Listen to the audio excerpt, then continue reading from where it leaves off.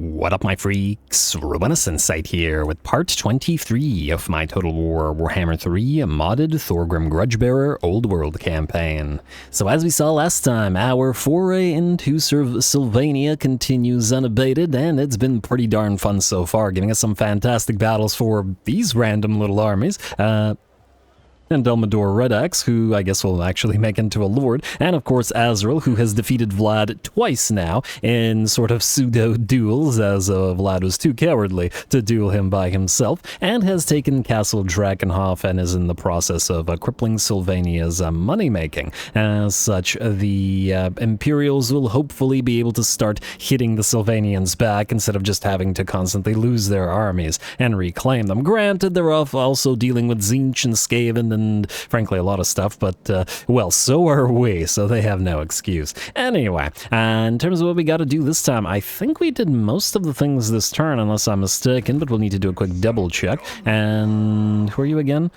Runesmith. Oh, you're supposed to go into one of these armies. Yeah, alrighty. Somebody I'm sure still needs to move. Bugman, you're not ready yet, but you're 2 turns away from it. Hal can have Silverhorn. You are, I guess, just hanging around. I assume that the Skaven are just hanging around in these territories. Huh, I wonder. Clan Pestilence isn't at war with the, with these guys, are they? Who are you at war with? No. Damn. Damn, minus 900? Looks like Grom really doesn't like us. I was wondering whether they were, going to get into a fight with each other over the Bretonnian territories, but it doesn't look like it. Anyway, I'm just going to assume that we did everything that we needed to do last episode at the end of the turn, and we can just go ahead and end the turn and get attacked, I believe, in at least 2 places, so should be pretty fun. Skip building upgrades, outpost available. I think that's... Actually, wait, where would outpost be available? Ah, yes, Daughters of the Forest. I ultimately decided to go for the defensive alliance with them. Yeah, they're occupying mountain territories, but they're not critical dwarf territories, so it's fine. I'll do enough Kazi, I guess. And construction begins. There we go. More Kislevite units. And oh, if the Kislevites actually survive, it looks like we've got a Heralds of the Tempest full stack and Beresinling, nope, Goromadni tribe rather, stack moving around as well. Good for them. Skip. Deeps upgrade available eventually, and then turn.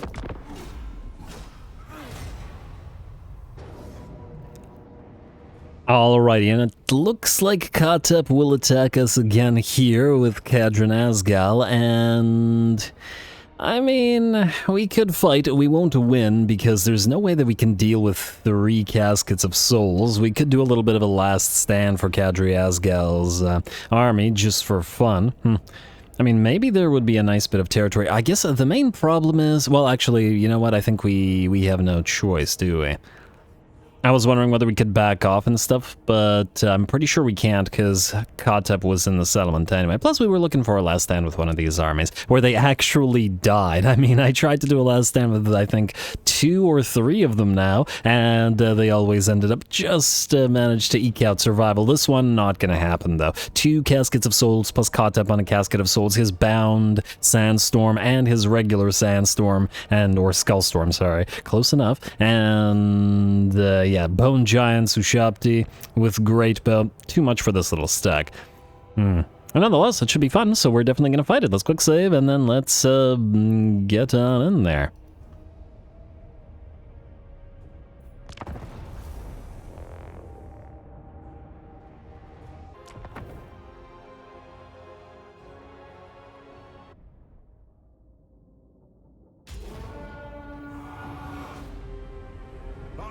Die, but aren't we all? So let's take them with us when we go. Alrighty, that's exactly the plan. The perfect speech from a Demon Slayer making his last stand. And plenty of his forces will be making their last stand as well long before they actually manage to reach the enemy lines. At least our non-Slayer infantry are quite slow, and there are 3 of those darn Caskets of Souls that are going to be hitting us on the approach. That ain't good. Those things have always felt super overpowered when you use them with the Tomb Kings, though admittedly they're effectively just a like a Fire Rain rocket or a Hellblaster or a Hellstorm rocket battery with a much better firing arc.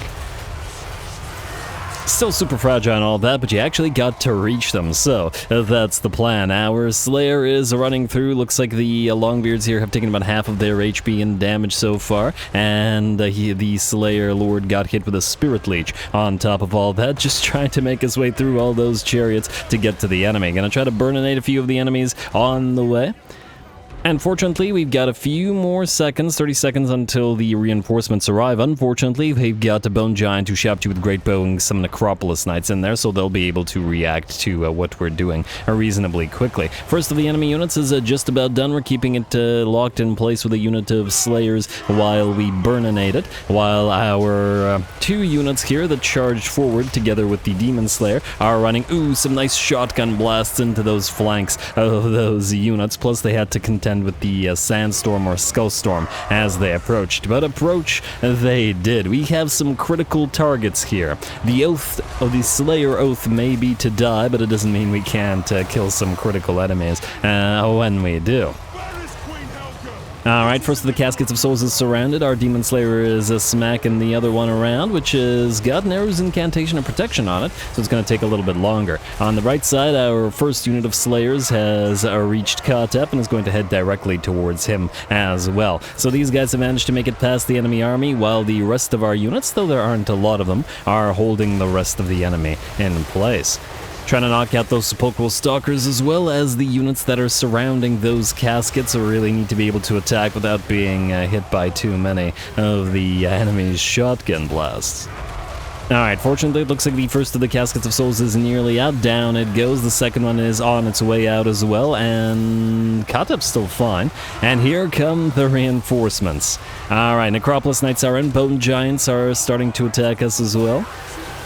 Katep's at half of his HP though, and it looks like the second casket is down. Balance of Power is at about 90% in the enemy's favor, hardly surprising with the reinforcements having arrived, and we got two more units of Slayers on the way. One unit on the right flank, one unit on the left, though it looks like a unit of Sepulchral Stalkers has found the other one, and they probably can't escape them. A unit of Necropolis Knights, rank 9 by the way, very nice. Solid stats. Anyway, has tried to go for our Grudge Throwers, Grudge Settlers, so we had to send a unit of Hammerers back to attempt to deal with them. How effective they're going to be at this, I'm not entirely sure. I think a unit of Slayers would probably be able to deal with a unit of Necropolis Knights due to them being specialized for anti-large. Down goes Kata, by the way. Oh, I like the explosion from the Caskets of Souls. Seem to have sent the units flying. Yeah, I'm not so sure that Hammerers can deal with the Necropolis Knights quite as well as a unit of Slayers can, just due to the Cavalry Bane and the Anti-Large probably working for them. Anyway, there's still a few more units here. The Necropolis Knights are cycle charging, but the enemy Tomb King is trapped among the sort of death-sworn dwarves here.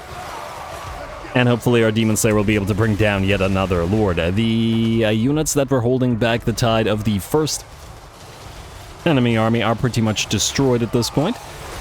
But they sold their lives dearly, as most of the enemies they were holding back have been destroyed by the burninating units of Iron Drakes. That said, we've had a difficult time stopping the enemy chariots. They don't do a lot of damage, but the value here, at least against our unit types, isn't really in the damage so much as the fact that they're causing a lot of disruption to our formations and preventing our range units, pretty much all the range units, from firing. See, the skeleton chariots are interspersed among all of the range units, essentially, and it looks like a Tomb Guard unit managed to close the distance. Tried to go after the Bone Giant with this unit of Slayers, but the Bone Giant was actually obliterating them, so I decided to switch towards the Screaming Skull Catapults instead, in the hopes that we can actually kill the Screaming Skull Catapults, unlike the Bone Giant. Looks like we need a Giant Slayer unit, or maybe 2 units of Bone Giants, in order to do that. Over on the left flank, the Slayers have made a glorious last stand, obliterating the extremely disappointed looking Necro Serpents of the Sepulchral Stalkers, and now the last of them are getting surrounded and will soon be destroyed, there we go, by the Tomb Guard. Lovely. Lovely last stand for them. I do believe the enemy Lord has also been defeated at this point by our Slayer and our Demon Slayer and the Slayers that have went forth with him. Plus, he's been in melee combat long enough now to summon a unit of Ancestral Shield Bearers. I'm gonna try to kill off that Lich Priest that's in this formation as well. There's one right there. There's actually two. Okay, we'll try to kill both of them if we can. Our artillery is still firing, though I'd wager not for much longer. The bounce power remains in the enemy's favor, and it looks like just barely the Necropolis Knights managed to defeat the hammers. Quite impressive. Quite impressive. Good job to the Necropolis Knights. Considering their armor wasn't too helpful, but I guess the splash attacks and the poison really helped out. Oh, and it looks like the artillery is pretty much done for now, as the enemy is heading towards it with a unit of chariots. It looks like these Slayers, with only a couple of units remaining, did manage to destroy the Screaming Skull catapults. Probably won't be able to do too much against the chariots with just only 19 units remaining, but, I mean, if they have time, perhaps they will. It looks like our Lord, still in the process of making his last stand, only has 3 Slayers remaining of the ones that went forth with him, but I believe has managed to kill off one of the Lich Priests. And the other one is still, however, alive and is sort of running around and backing up. Alright, still an absolutely glorious doom for this Demon Slayer. Just the Caskets of Souls were my original plan, and I think he achieved quite a bit more than I was expecting, so, great one.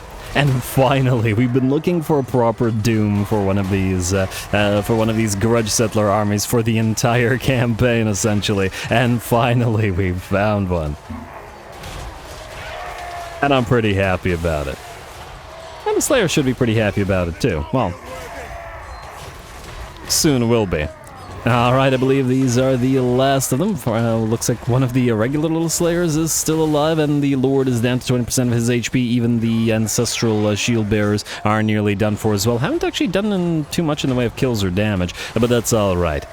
They were here to take hits with their ethereal trait and allow our Demon Slayer to do a little bit of extra damage before the enemy finally managed to bring him down. And the balance of power has shifted 100% in the enemy's favor. It looks like, did these guys actually manage to destroy the chariots?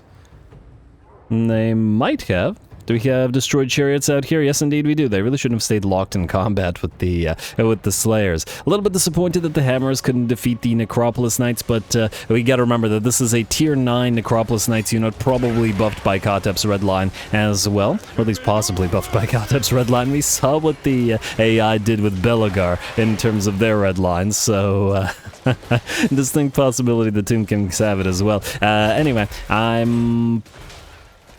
I'm certain if our Hammers had a Lord buffing them, and then they would have defeated the Necropolis Knights. Especially since it's a Tier 4 unit versus a Tier 3 unit. Alrighty, and I don't know what the heck that was. Was that a summon? I don't know, something happened there. Anyway, our Lord is still in the fight, and I believe the last unit that is still fighting here. Oh, we got the 2 Slayers remaining out here getting charged by the Necropolis Knights. They did attempt to charge forward towards the Ushabti with Great Bow, but I don't think they're going to be able to make anything happen with the last of their number crushed. And 10% HP on the Dragon Slayer. Kind of hard to spot him amongst all those Necro Serpents there, but, well, surrounded completely by enemies. If this ain't a proper doom, I don't know what is. Alright, last of the Ancestral Shield Bearers still fighting with him. I like that. The Ancestors witnessing the fulfillment of the Slayer Oath.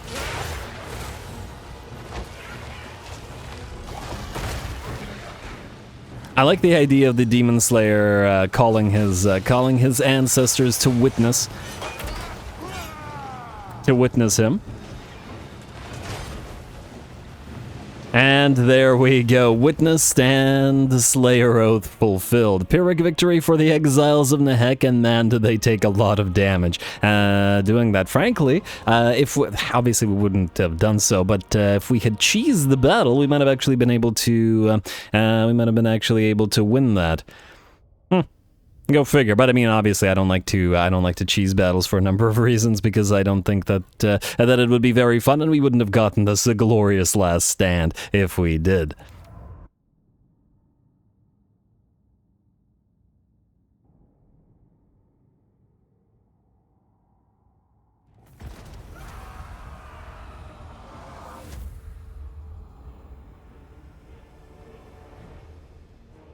Alrighty, that was a proper doom for this Grudge Settler army, wouldn't you say? I really enjoyed that one, and in the process of achieving that doom, they brought down Kotep and both his Caskets of Souls, plus pretty much obliterated almost all of his army as well. Frankly, if you count the 4 units left here and the 4 units destroyed in the reinforcing army, that's effectively Kotep's army completely destroyed. Plus, of course, Kotep himself. He did manage to do a massive amount of damage, but that was always going to be the case because even a single volley from the Caskets of Souls was doing a lot of damage to us. And well, if we had a Grudge Settler gyrocopter, we would have won that because we wouldn't have needed to advance towards the enemy to deal with the Caskets of Souls. That one unit would have completely made up for the difference because we would have had a way to snipe these things. Granted, Kotep, I'm sure, would have done some damage with spells, and the Lich Priest of Death would have done some Spirit Leech damage, but alas, this Grudge Settler army did not have one of those gyrocopters.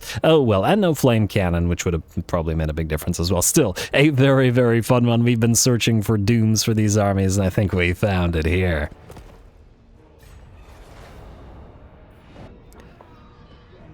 Alright, and it looks like the orcs will indeed sally out of Bericvar as well, which we've certainly wanted them to. It should be a pretty darn interesting fight. They've got 8 pump wagons in this army, plus an additional 6 boar boys in the second army, so a crazy amount of fast movers that will absolutely, definitely be able to breach our main line. Definitely gonna have the Bugman's Rangers actually fight here in melee, which should be pretty glorious. Plus, the blasting charges of our units will be rather ineffective against the fast movers as well. I'm excited for Belegar. Belegar, go.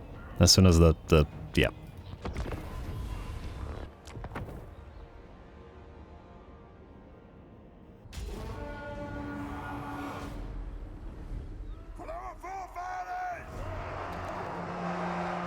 Alrighty, here we go, and ooh, like I've always loved the sort of snowy maps because everything is nice and visible on these, so they're always pretty darn enjoyable to watch. And the Bugman's Rangers will once again be able to show off all that effectiveness of theirs, both in melee and in terms of melee and missile damage, I expect, because of all those massive piles of pump wagons and boar boys. I mean, look at how much cav the enemy is moving in on their flanks. It's going to be pretty difficult to hold them all back. But that's what the Bugmans are for, being hybrid units and all that. And I'm certainly going to want to put a few of them in a few of our other upcoming army compositions, as they'll function a little bit differently than they do here. Obviously, Bugman's going to have them, and they're going to be in a sort of caravan formation, column caravan formation. Then I do want to get some of them into like a mixed Thunder, Corler, Ranger, range army, essentially. All the different types of range units. Then I was thinking about, well, putting them in that run and gun army I was contemplating, and we should probably make the run and gun army sort of run, gun, and snipe, because we can, by virtue of a Thane, give snipe to the Bugman's Rangers, so we could have a portion of the army sniping and firing invisibly. And then the other portion of the army, the enemy lord or Black Orc Big Boss or Goblin Big Boss, whatever that was, goes down. Yeah, half of the army fighting invisibly and the other half of the army running and gunning. And that's where we have our lord that will be an engineer or an overseer lord. No, actually not an overseer lord, just an engineer lord, a guildmaster. But rather than overseer, we'll be using the one that does most damage, and we'll see what degree we can pump up that lord's numbers. I want to see how much range damage we can actually make them do, which should be pretty interesting as well, while they're sniping away. Then in my last Malachi campaign, I did, with Ungrim, I did do a very different army last time I played him, than in this one with Ungrim. And I did a sort of armored Slayer thing, and while we can't quite, well, we do want to do another full Slayer, or at least full melee Slayer army, but maybe a main line of Slayers, and I want to see what degree we can pump up their numbers in terms of making armored Slayers. We can probably get them to 60 or 70 armor, which will be pretty good. And I do remember that the Doomseekers at least have fairly high melee defense compared to the other Slayers. We can probably pump them up to like 80 melee defense and, I don't know, somewhere between 60 and 80 armor with various buffs. And that's not even counting the runesmiths. So if we have sufficient runesmiths or rune lord leading them, then we would also be able to get them the permanent uptime on the Rune of Oath and Steel, and probably keep them well over 100 armor when that's up. Gotta remember which things can give us various armor buffs as I try to put that army together.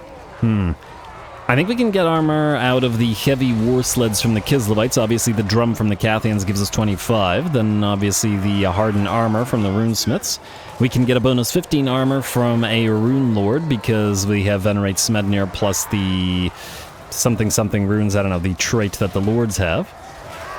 Yeah, alright. Anyway, we'll get that up and running as soon as we can. And of course the Fire Slayer army, the Slowdown army. There's still a bunch of army compositions that I want to try here, so yeah. Definitely stuff to do. Anyway, the battle's going pretty well. The bounce of power remains only about 60% in our favor, but the enemy has actually been having a very difficult time breaching our lines. The fact that we're fighting below this thing, I don't know what the structure is supposed to be perfectly honest, but anyway, with the fact that we've got the mountains to our right flank and sort of to our backs, so we have got them protecting us. And it's working pretty well, and the boar boys and the pump wagons are having a bad time against those units of bolters. We can see several of pump wagons units backing off. And as soon as they get into the range of the Rangers, they continue having a pretty bad time. The big old blob of boar boys attempted to charge forth, but this is where Belegar stood his ground, and they were not quite able to breach the line of him and then the miners and the units of Ironbreakers behind him. Looks like a unit of pump wagons shattered, or routed rather, and is coming back in.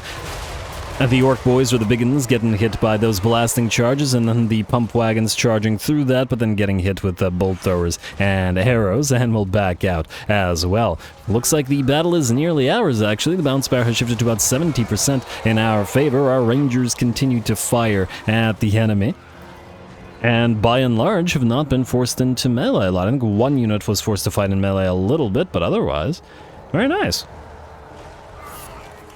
Big old Rune of Wrath and Ruin coming down on the enemy boar boys and orc boys that are still in the fight. The Slayers, the units of Ghost Pals, the two Thanes, and the Runesmith alike were all quite helpful in this battle by sort of countercharging the boar boys and preventing them from moving forward, which was a big help in terms of not allowing them to make good use of all those fast movers.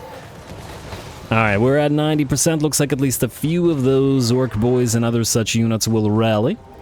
But we don't have to deal with this nearly as much as we would fighting a Skaven force, so it looks still pretty darn okay. And I don't imagine that they'll be coming back for too much longer either. Belegar, of course, has Ghost Pal summons, and not just the Ancestral Shield Bearers, but well, I don't remember where it is. Oh, Ancestor Spirit, there we go. We put the Horn of the Ancestors, or whatever that thing is, so now Belegar can summon a unit of Shield Bearers and an additional Ghost Pal, which is pretty darn nice. He's got a lot of ghosties with him. Too bad you can only get one copy of that Ancestor summoning item. Would be nice if every single one of the ghosts could summon another ghost. Alright, and there we go. I do believe with that, the enemy army is done for. All that extra ammunition on the miners with blasting charges we can see has paid off quite a bit, as they were able to essentially chuck those, blasting charges of theirs for pretty much the entire course of the battle, which is pretty nice. And Belegar wins this with having taken very little damage. Very, very nice. And glory to all the Ghost Pals.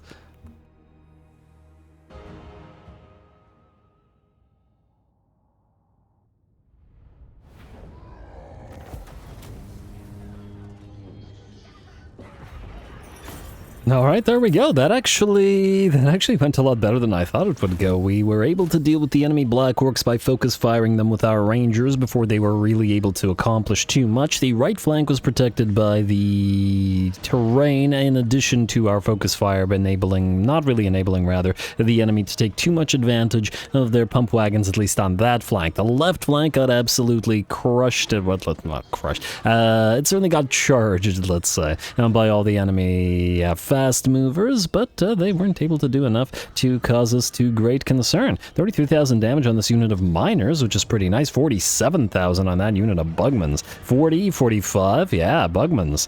Hardly surprising that they did very well here, but still very nice to see. I'm also impressed to see that, let's see. Huh.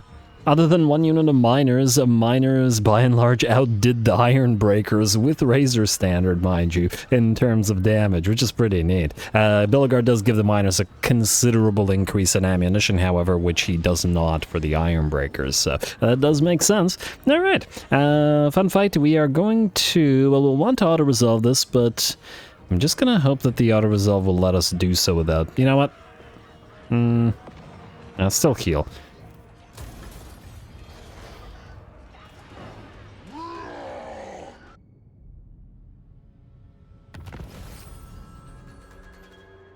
Alright, there we go. Musterer, Tunneler, Creator, and no Constructor? What is this? Kadri Azgal killed in battle long before the end of the, well, maybe not long before the end of the Age of Reckoning, and oh, these guys didn't sally out? Really? We gave you a chance to sally out so that we could fight you in the field instead of obliterating you in your settlement, and you chose not to. Okay, good luck to you. Anyway, Kadri Azgal, you have not shamed your ancestors. It was a glorious fight. The main stag destroyed here. Though I guess the minor issue is that we don't actually have an army here because Thorgrim is... Where is Thorgrim? Well, I guess this army's kind of on the way. Thorgrim is down here. I mean, we should maybe send him to Khazad-dûm. Huh, interesting. Khazad-dûm sounds dwarfen to me, but it doesn't have the key dwarfen settlement thing on it.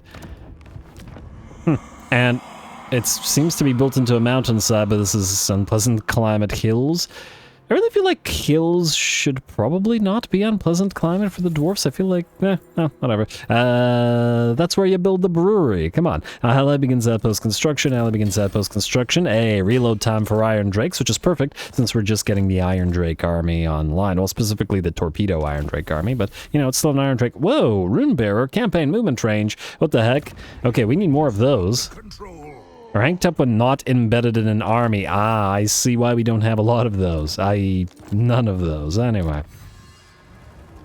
Let's see which tech we'll go for next. We've got a little bit of a ways to go before we need to get the Way of Clans up and running. Let's go for Masterwork Crossbows. Reload time reduction, pump up those numbers on all those Quarrelers and those Rangers and stuff like that. Oh, I did ask you guys for names for Quarrelers. I think it was the episode before last episode. And who needs Quarreler names? You, Grimly, Quarrel Seeker for certain. He's not as Quarreler heavy as Mr. Thorek, but still.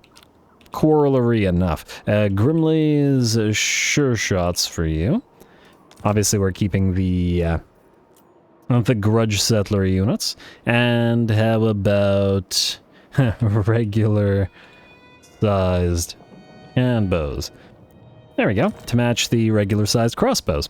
Perfection. And we should probably name a couple in the other army as well, as in Thorek's army. Otherwise, all the named Quarrelers will be outside of Quarreler Man's army. You two are unnamed, and we're definitely keeping you, so let's do that. Urky Eye Pokers, you guys have certainly been dealing with Urks, and how about Beer Gut Warriors. There we go. Alright. I don't know. Well, we're probably keeping all of these guys, but I mean, there may be some adjustments to the army as we go. At least there's potential. Also, we've had a decent number of fights. Oh, there's Azag. I've been looking for you. I can never finish a thought. Hey, up to 726,000 gold now. Pretty darn good. Hey, Throat the Unclean. Oh, he's gonna go through these guys' territories now? Come on. You better not be losing territories. Go deal with him. I mean, we'll probably deal with him ourselves rather shortly, but I don't want to take care of these guys' problems for them. Okay, what was I saying? Alright, Azrael, he's been getting some fights down. Everguard with hammers.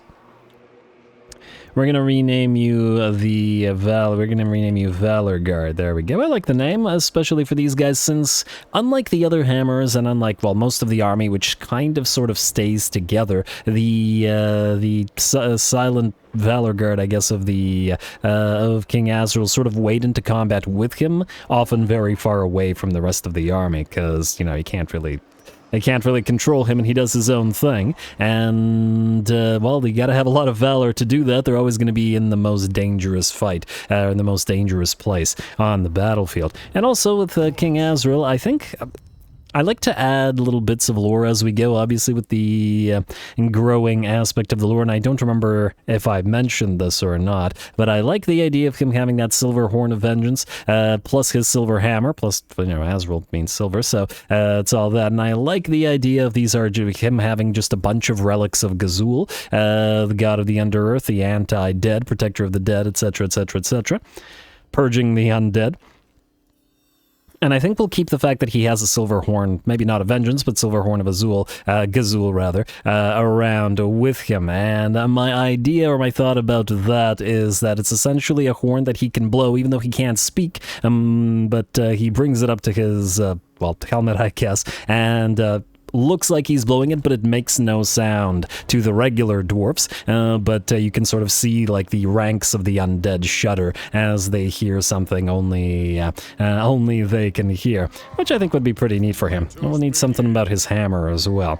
Obviously everything's relic of Gazul, so it has to have a theme, a Gazul theme. Anyway, let's start from the top, shall we? Thorgrim Grudgebearer, you... Alright, how should we do this? I mean, I guess we could go through Rusty Dagger's Hold, jump down to Rock Crush's Last Stand, and then move back up. We obviously can't leave these guys too long, or else they'll just pump out armies like nobody's business. At least we can reach us. Oh, wow, man, you can travel really far. Well, we're not going to go for Korok Man Ripper with you as yet. You will besiege Misty Mountain. Like so. Huh. Wait. This is curious. The Beastmen will help. I find that kind of entertaining. Nonetheless, we're going to have to besiege the place because cinematic battle won't work due to the presence of the big walls. And these guys are sort of a field battle focused army. Well, actually, no, they've actually done pretty good in sieges before, and with the grudge throwers, they can knock down towers and walls, so not necessarily limited to it. And I moved these guys completely out of order because I'm an idiot. Anyway, go to Rusty Dagger's Hold, please. I cannot do that. Like so. Also, who's in New Strigos? And, okay, we can... Oh, I was about to say auto-resolve this, but that's pretty good. Wait, does this say main settlement? Rusty Dagger's Hold, it is a main settlement. Go figure. Alright, I'm gonna think about this. The one issue is that the cinematic battle won't work, but we could fight it manually, but the thing is... The main problem here is that the way we do this is similar to artillery bombardment in that we send the aerial units over the walls to obliterate all of the anti-air, and then once the anti-air is gone, these guys will have absolutely no chance. I'll think about it. Let's just keep you there, and I hope I don't forget you like the way I've done for many, many past times. Anyway, not with Thorgrim in particular, but others. Anyway. Alright, get back into the army. It's going to limit to your movement range, Mr. Joseph of Zorn, but you've been without a runesmith for too long. Like so, and I doubt this guy will fight, but we'll give him a chance. Nah, he's going to run. Alright, fair enough. He can get around us to go to Thundergut's Hold. You know what, you're going to go into ambush stance. We'll see what he does. Hopefully we can just ambush him. And then move forward next turn. Alright, that's Joseph of Zorn, Ulfar Norgrimling, you guys, King Azrael and Ulfar, there's Vlad. I mean, I guess we could just auto-resolve this. You can hit Van Heldenschloss and then get the defeat trait from Vlad. I wanted to move this way, but I guess we'll take the turn to just get the defeat trait then. This is... how much of your movement range? Wait. I wonder whether we could reach Castle Templehof just so we don't waste moves, but anyway. Oh, wait, I forgot. You should move in camp stance because it'll give you additional stats, which maybe, not 100% sure, but to maybe increase your capability in terms of the auto-resolve. Auto-resolve, it's gonna hurt the Frostworms because everything does. We did get a Tormentor Sword out of it, though, which is pretty nice. Occupy. Alright, and defeated Vlad von Carstein, and you do not need the Tormentor Sword, you don't need anything, because we're going to reset you shortly and send you elsewhere to lead an army. Azrael. Oh, you are able to reach Templehof, rather. Alright, fine, we'll hit Templehof and then we'll move back this way. But then we'll travel through this territory and then go to the Silver Pinnacle because the summoning a massive amount of undead is just something Azrael's gotta do. Right, Templehof is next. It looks like it won't kill the worms, though I'm still concerned about the damage that they might take, but he can heal half of their HP per turn, and considering he's going to move in a different direction, it should be fine. Unless we get besieged, because then 2 of the frost worms will die, but we'll see. Anyway, take this place, dwarf, whatever. Alright, and I don't see another army. I'll just hope that they can't besiege us. Oh, wait. You are not suffering attrition here anymore? Interesting. Wait, does the Veneration of Gazul make you immune to vampiric attrition? It does not. In fact, it does nothing about vampiric attrition. Huh. That's kind of surprising. That is what it is. What was I wanting to do? Oh, right. Let's name a couple of these guys. You can be... Where are we here? Did I not write down... I swear I did. Oh, frostworms. Right. Alrighty, you can be Glare of the Silver... Oh, this is not gonna fit. Silver... No, okay. Grudge of Silver. Alright, there we go. And Frostworm 2. Let's name at least 2. Ice Drake. Simple, to the point, descriptive, accurate. Alrighty, let's name a couple hammers as well while we're at it. We already named the Valor Guard here. Stonebeard Breakers for you. And then the Dwarfs. And then Hammer Time. Don't stop, though. Don't stop the Hammer Time. Anyway. Alright, what was I going to do? Well, you know what? Wait. Is Bugman's army ready to move? He's got one more turn to move out. We can name a couple of his Slayer pirates, though. While we're here, Rum Runners. And... what do we got here? We got Sartosan Sootbeards. Alright, both of those make real good sense in specifically Bugman's army. Speaking of Bugman and his army, what do we have here? We have entrenched... Ooh, did I get one of these entrenched guys for the torpedo army, or did I not? I did not. Okay, well, we really needed that one, so good that we got one. Anyway, you're gonna go this way, and I'm just gonna hope that you can jump over the... I feel like you're not gonna be able to. It's gonna take 2 turns, most likely. Hopefully these guys won't be able to get a full stack up and running by then. You. Let's summon the Master Engineer entrenched, please.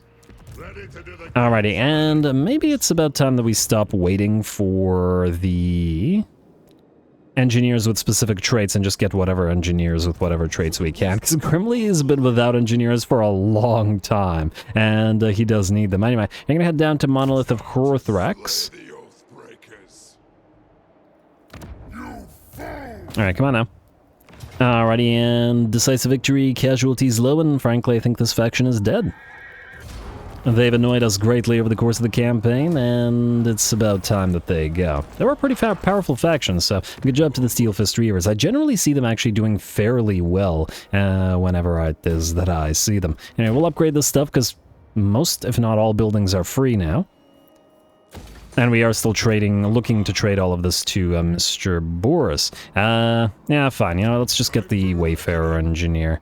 Obviously, there are better traits that would work a lot better with all of this, and actually the fire-damaging Harazi trait gives slowdown, which would actually be quite nice for the quarrelers, as it would give them more time to quarrel.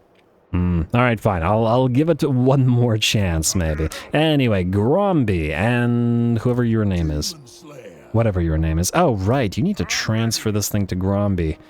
And Gromby needs to get the Iron Drake's Grudge Settlers. And I'm laughing because I started doing things out of order again. Alright, fine. Lose both of these guys. And replace them with an engineer. Like so. Just the one. And then move here. Move engineer. And... I'm so stupid. And then you are going to go here and you're going to occupy Icicle Pass because it has no defenders. And I guess we need to find where the strength of this particular faction is concentrated because, well, it should be concentrated somewhere. Anyway, there we go. Now we have the Scolder Guard to lead 2 Grudge Settler Iron Drakes, and we have a Dwarf Engineers and then torpedoes, plus more torpedoes. It's a good time. I like it. This is the final form of Grimbrindle's army. Now, I obviously am stupid, and I started doing things out of order, despite the fact that every episode and every single turn I talk about not doing that, and I do it anyway. It's like not being able to finish a thought. Similar sort of thing. Alright, Ungrim. Wait, were you even next? I think this guy was... I start talking about stopping to doing things out of order, and then I do it as I speak about it. Anyway, my brain is just pudding. Auto resolve. Occupy. Are we even looking to keep Doom? What is this? Oh, it's a pass through the mountains. Yeah. What do these things do anything for us? Not really. And the garrison's kind of terrible. I mean, not terrible, but only 12 units for a tier 5 occupied fort. Huh. And we can't build anything here, and it has no adjacency, but it has 10 growth, so it has a very minor adjacency bonus. Whatever, it's free, and I guess well, we're much better off defending it than the AI would ever be, because the AI is, you know, incapable. Anyway, what kind of... Defensive supplies, probably good. Don't care about the construction costs, tradable resources, and growth. I mean, we could do growth here. I'm gonna say purge the orcs. Campaign movement range reduction, melee attack, and physical resistance in case the place gets attacked. Oh. It is actually a key dwarf settlement. Wait, what? Huh. Interesting. If it's a key dwarf settlement, I would have thought that we'd had the bigger advantage out of using the forts for the dwarfs, but they look pretty terrible. Well, whatever. Braun Hammerfist, Gromby, you have moved. Rearguard Helldauer obviously does not need to. Finn Arkandraskelson, you are going to fight this, I think. Valiant defeat, really? Okay, I don't see this being a valiant defeat, so let's fight it now, I guess. Why not? Huh, we actually have a couple of siege towers, so we could go up on the walls if we wanted to with those grudge rakers, though of course the enemy has a fairly significant number of Tomb Guard. Anyway, should be a fun one. Go.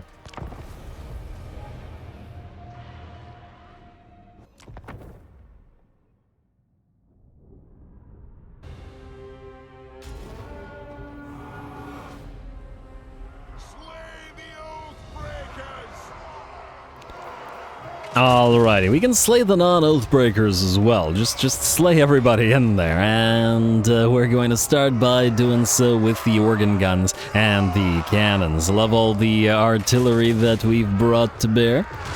And this army is always fun to watch with all of the guns and artillery working together. Huh.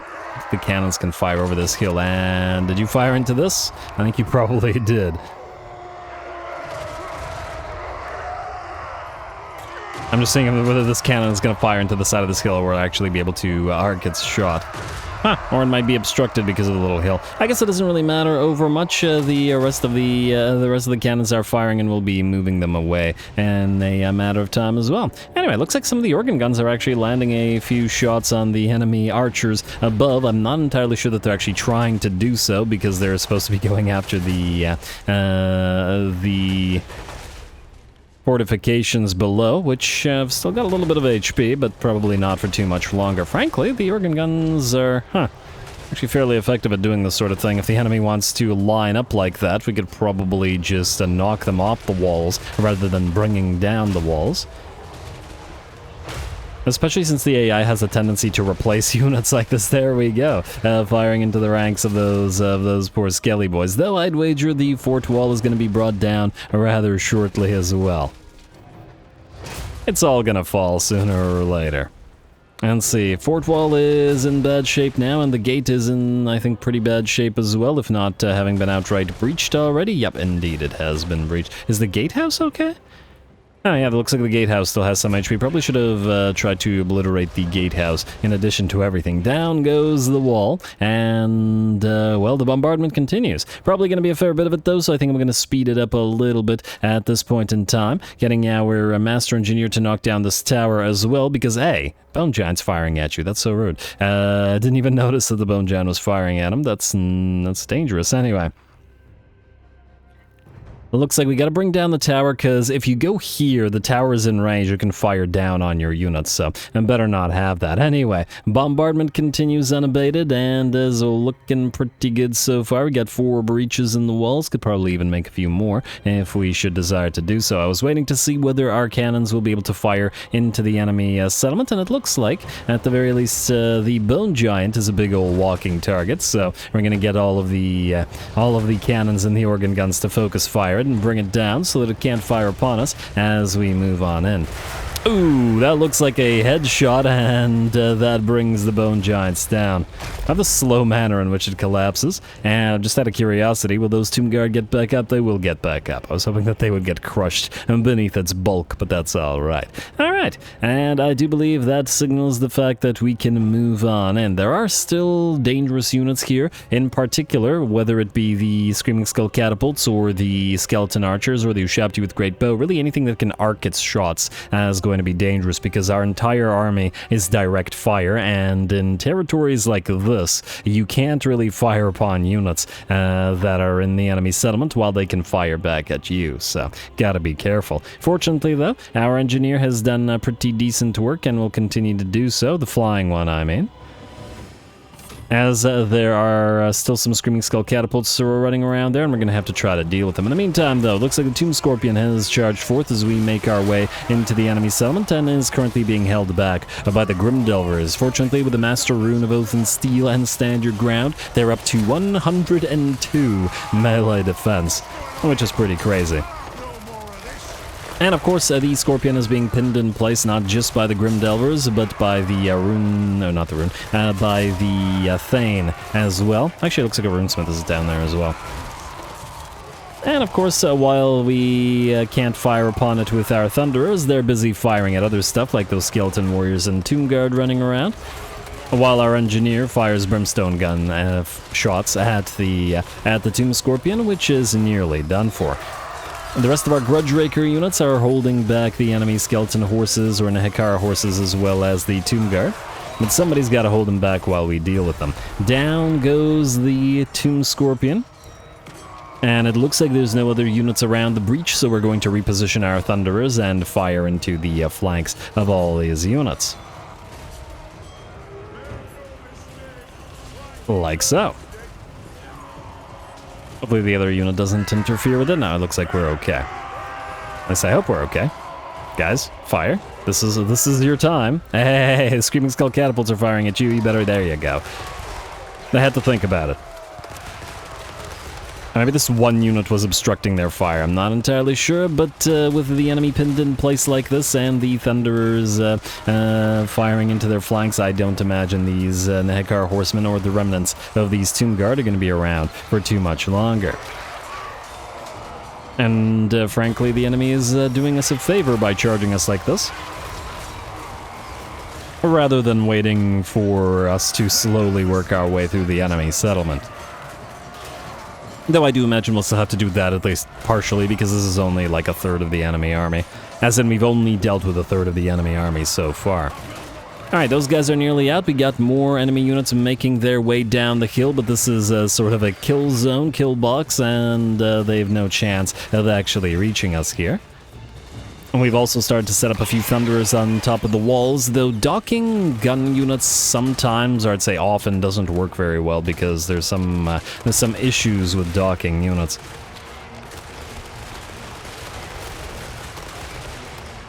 I guess depending on the specific type of unit as well. But anyway. Yeah, and as we can see here, these units can't really fire on anything. Their line of sight is blocked. I mean, they could fire up on top of the ramp, but good luck firing on any of the units up here. And that includes the Tomb King on Necrosphinx, not War Sphinx rather, Ushabti Skeleton Archers, who we're just going to try to bring down with those Zufbar 42-pounders, rather than hoping that they move into range of our direct fire units. Alright, trying to make our way forward. I do see the Ushabti running around up there, and... okay, that was just two Tomb Guard remaining. It does look like there's just two. I don't know where the other elements of them are. Ooh, those Ushapti, just charging on down real quick. We're going to sort of block them off, stop them or slow them at least with the flash bomb and bring them down to a mere 30 speed as all of our guns get ready to fire upon them. And the Thane is kind of trying to very slowly push his way through the line to move towards them. And with all 4 of our single entities blocking the Ushapti, they're not going anywhere. Shame to see them go down, as Ushapti are such a cool looking unit with fantastic animations, but well, what can you do? Alrighty, and they've got more where that came from now. Tomb-Guard and Hekara horses and Spokal Stalkers, who rather than using their shotgun blasts, will actually charge down. However, our artillery have made their way down now into the enemy settlement, and are able to fire nearly point blank into the enemy. And that charge was pretty darn hopeless. Charge of the Snake Brigade. As they get absolutely obliterated by the concentrated fire of maybe half of our Thunderers, and then at least a couple of the units of organ guns and cannons. There we go. Enemy units on the ramp cleared, but the enemy took that opportunity to use the losses of those units charging down the ramp to activate the 3rd level of the Realm of Souls and get those Ushapti summoned in the midst of our artillery pieces. Iron Head Takers will lose an artillery piece and about looks like half of their HP and crew before we turn around and then start working on those Ushapti, on those summoned Ushapti. The Thane and the Runesmith pumping those dwarfen legs to try to move towards them. Of course, they've only got 33 move speed. They're rather slow compared to some of the armies that we've got at this point. Fast Thorgrim leaving everybody in the dust. Starting to make me think that dwarfs should be fast. And it always feels like a disconnect and bizarre now when encountering the slowness of the regular dwarfs. But that's Fast Thorgrim for you. Anyway, another unit. How many of these guys do they have? The Sepulchral Stalkers moving on in. But it looks like the cannons can actually fire upon them from here, which is pretty darn decent. There we go. Organ guns, cannons, and at least a few Thunderers. But the artillery should be able to take care of these guys. No problem. There we go. Beautiful. Alright, and a couple more hits, and this unit of Sepulchral Stalkers, 3rd one I want to say that we fought in this particular battle, is done for as we finally start making our way up the ramp and into the enemy settlement proper.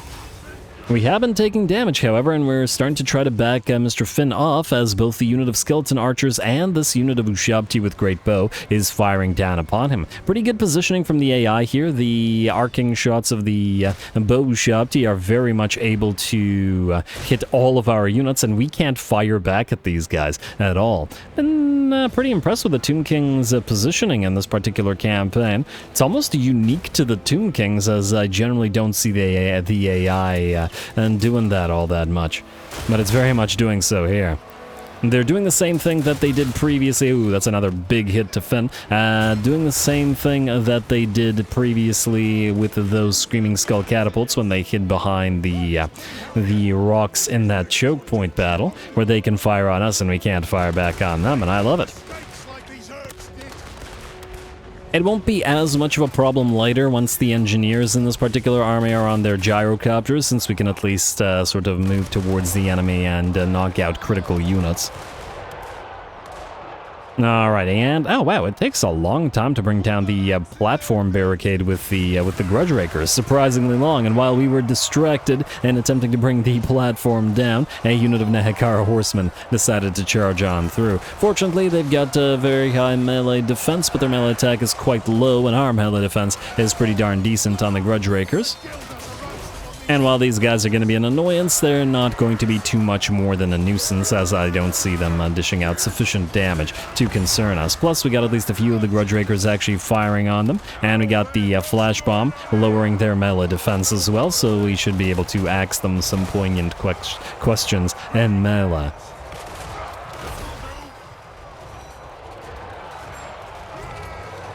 Alrighty, and this unit should be just about done for as well. Balance of power's at about, let's say, 65, maybe 70% in our favor. Still a little bit of work to do here. And since we don't really need to deal with the enemy Nahakara horsemen and that they're pretty much done, we're going to reposition ourselves to destroy the crew of this Screaming Skull catapult. Where is this crew from, you ask? One of the Screaming Skull catapults was destroyed by our gyrocopter engineer.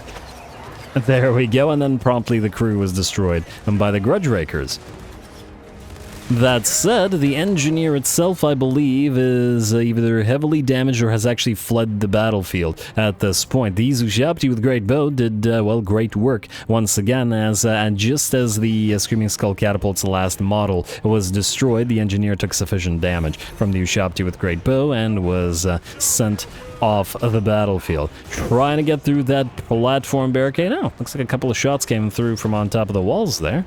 Huh, maybe the War Sphinx, rather, is big enough to target like this. Luckily for us, the Ushabti with Great Bow are nearly out of ammunition, though Finn is nearly out of HP and has in fact reached his healing cap, interestingly. He did use his healing potion, but interesting to see. The Engineer Lords and the guild masters don't really get that damaged typically in our typical battles. Anyway, it looks like the battle is just about ours. Going to speed this up a little bit as we make our way up the ramp once again. The enemy Tomb King countercharges our Thane and Runesmith and does a little bit of decent damage, so we're going to buff up their numbers with that Master Rune of Oath and Steel, giving them 109 melee defense. And while they hold Big Boy back, we're going to reposition our Thunderers and get the thundering, as one does.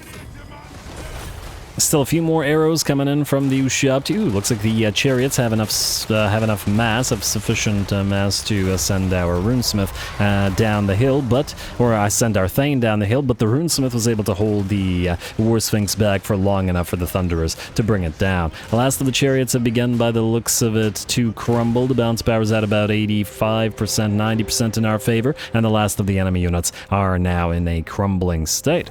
Certainly we have taken damage while making our way up here, though, so a good job to the AI. Ooh, nice cannon shot. Looks like these guys managed to arc at least one shot right through the gap in the walls and through the gaps in the sort of obstructions in this map. This is the disadvantage of making an army that is all direct fire, but well, it's fun to build armies with advantages and disadvantages to them. Alrighty, and trying to prevent those Ushabti from, I think, well, they're probably out of ammunition now, but still, it's personal at this point, and we gotta whack a few of them with our the hammers and axes, while the last of the enemy Tomb Guard get hit by the Thunderers. And looks like our artillery can't really fire upon them, but that's alright. Another flash bomb down upon them. And are you guys really unable to fire at them? Come on, Thunder of the Mountain, thunder away, there you go. You're not Grudge Rakers, because I think the leading unit of Grudge Rakers was pretty damaged, so we switched to these guys leading the charge. And with the enemy crumbling away, it hardly matters. Looks like an Ushabti with Great Bow gets brought down. And we do have more units making their way over on this flank. Capture that minor supply location, just in case. I don't remember which campaign it was. It might have been... Might have been the Chaos Dwarfs campaign. There was a time when a crumbling unit of, I believe, Onyx Crowman was essentially stuck on the battlefield. Like it would have like 6 HP or whatever and just wouldn't disappear. So I've kind of gotten to the habit of starting to send at least 1 or 2 units to actually start capturing the key points of the settlement, just in case that happens with any faction that can crumble, or disintegrate, or get banished. And the Tomb King certainly apply. There we go, last of the Tomb Guard here go down, and with that I do believe... Oh, now there's a unit of skeleton chariots, alright. Let's allow them to charge in. Alright, you turned a little bit too late there, Grudge Rakers, but I think that the fragile chariots, once again, don't have too much of a chance against you. But hey, let them do their thing.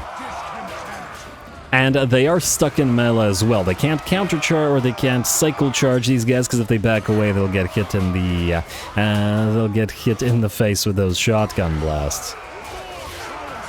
In what situations do the Thunderers with Grudge Rakers actually use their guns in melee? Because they can do so, and sometimes you see them doing so, but as we can see here, they are not doing so. So what is up with that? Maybe it's because there's two units together and they're actually interfering with each other, as in obstructing each other's view of the chariots. Curious. Not that it matters over much, even with these guys having been damaged in the battle before we got to these chariots. There's not too much that the chariots can do anyway. And we're going to start working our way through that platform as well, though it's going to take a while just to try to help these guys out, because they are rather slow in terms of doing this in melee. Though we could speed matters up a little bit, so we're going to back up one of the units of Grudge Rakers, and what the heck was that? Did they just fire into this sort of empty piece of ground? What was that? Alright, I don't know what the heck is this? Huh. That is very strange. Might be some kind of bug, or maybe it's because... Oh, I know what that was. That was these Grudge Rakers firing into the barricade of the platform and the animations going through the platform. Okay, well, since these guys refuse to fire, we're just going to just allow these guys to clear out those chariots, which are nearly done for now. And at the same time, we're moving around the enemy settlement, capturing the key points just in case. Alright, I think these guys are done for, and we've proven that we can take them out in melee, so we're just gonna gun the last of them down. There we go. Alright, with that, the last of the chariots crumbles, and a close victory, but the battle is ours.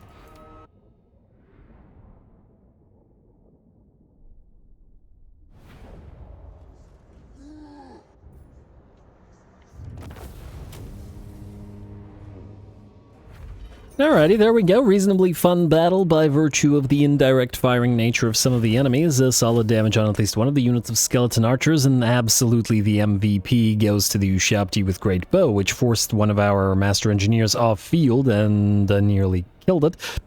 That being the one on the gyrocopter, and then essentially forced Finn to take so much damage that he had to back off and not participate in the second half of the army. Good job to or second half of the battle, rather. Good job to the Ushabti with Great Bow. And yeah, mostly our single entities were hurt, but they were the ones being targeted by the Ushabti. Though, funnily enough, if the Ushabti had tried to focus on the other units more, they probably could have heavily damaged a few of these guys as well. As for damage-wise, Gromroll Company with 121 kills and 26,000 damage did the best, and Urban Warfare Operatives did basically the equivalent, except with shotgun instead of regular thunder. Anyway, or regular handgun. Anyway, occupy the place. Yes. Alright. For the wisdom of Valea. I was wondering whether I had done the quick save, but then... Well, even if I had, it wouldn't have mattered. Oh, wait, if we cancel this dwarf keep... Oh, I shouldn't have built you. Oh, wait, actually it doesn't matter because you're very low tier anyway, so I should have built you. Good job, past Ruinous. Anyway, well, let's go for the Scrat Mine here. And where is this place? Oh, it's here. Alright, that's fine. Huh, we should maybe even fortify Crooked Fang Fort, although I suppose anybody could walk right past it. Now, we're sharing borders with Elgi now. Can't say I like that very much, but, well... For now, we'll see. It depends on how much interest there is in wiping out the elves. And actually, speaking of, for the last couple of episodes, we've started to dip below the engagement thresholds, which does mean we'll need to start sort of slowly thinking about the end of the campaign and where we're wanting to head in terms of what we're doing. Obviously, well... I feel nowhere near ready to end this campaign as yet, but it is certainly something to think about. Well, I suppose we'll still see over the next few episodes how the engagement threshold handles itself. Anyway, the goals, or in terms of the goals, at the very least, we have to do the Silver Pinnacle because the piles of undead that get summoned by this is awesome. And, well, assuming that it does work in Old World, which I don't know, I'm really hoping that it does. And then we'll have to think about other stuff. Obviously, we also want to complete at least the main Retake the Realms quest, so that's the 3 legendary grudges, though they're almost complete. And actually, speaking of, we are very near to capturing Bericvar. What the heck? Oh, is he leaving via the port? The heck? That was weird. Really? Still a close victory? There's basically nothing left here. Oh, come on, game. Come on. Don't do this. Don't do this to Belagar. Alright, come on, I'll resolve that, and yeah, decent bit of damage, but it's finally time to retake Bericvar and get our port up and running. And it's a tier 4. We can't upgrade it to tier 5 immediately, but it's still pretty solid. Don't need the gunsmith's forge here, at least I don't think so, and certainly don't need the toolmaker's shop. We'll also upgrade the obsidian maker, and we'll most likely fortify the port. In theory, once the Badlands are cleared, it's not going to be that big of a deal. Oh! Range increase, Sky Titan string, interesting. Interesting item, anyway. And just Karaz remains here, and that legendary grudge would be complete. I'd actually really like to complete this one, this particular episode. And so, let's get a move on. So that was Finn. Rearguard Azgal doesn't need to move, and we don't need to level him until he reaches rank 15, I believe. Thorek, we're supposed to hit Helkay Drove, which we can't reach yet. And Kairos is hanging around Dolganyar Forest, which, sure. I think these are not key dwarfen settlements that the Kislevites here are occupying now. It's fine. And once again, I assume we're going to be transferring this to the Kislevites, or we could do the same to the Western provinces. Frankly, it doesn't matter over much. Anyway, are you guys actually going to take the place is what I would like to know. You obviously can't, or can you? Thorek, go right towards it. You shouldn't be suffering attrition here, so maybe they can use you as a reinforcement, and thus we wouldn't waste a turn. Hopefully they actually occupy it instead of sacking it, because it would be really annoying if they just sacked it, as the AI has a tendency. But anyway, who's after Thorek? We've got Vikram Burdrick. You're just ferrying this runesmith around, so you don't need to move. Gotri, hold fast. You guys. Now, I assume you can reach this location. Can you reach Idek? No, you cannot. All right. Well, let's take the hill territories then, since we can reach them. And yes, still this army has to actually move to transfer these units, but while we're on a bit of a roll in terms of taking Sylvanian territories, we need to actually make as much use of it as we can. Alright, so you're gonna encircle. We'll obviously use the other guy to move on in as well. Mostly just to leech XP. I don't even remember whether I want to keep you around, but well, for now, I guess we're keeping you. At least for the next couple of turns. And we'll transfer all of Sylvania over, which is why we're also not investing in it. I'll resolve this. And I didn't quick save, and this hopefully will not screw me. No, okay, good. Alright, and just hold on to the other Trickster shard, at least for now. Most likely it's going to go to your minions rather than you directly, but, well, one of you is going to get reset anyway, and move to lead an army. Malachi, you're looking to wipe out Azag, or do as best you can with him. Yeah, I'm gonna basically have to take one settlement per turn. Frankly, this one will rebel, but nonetheless.